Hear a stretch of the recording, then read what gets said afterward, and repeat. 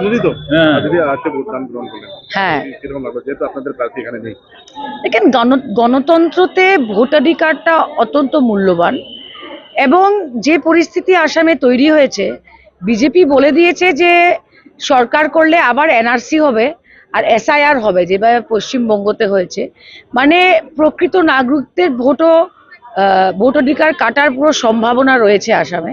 তো এইবারের ভোটটা সবার জন্য গুরুত্বপূর্ণ, কাস্ট করা উচিত। আমিও গণতন্ত্রের সেই নিয়মটা পালন করে আমি আমার ভোটটা কাস্ট করেছি।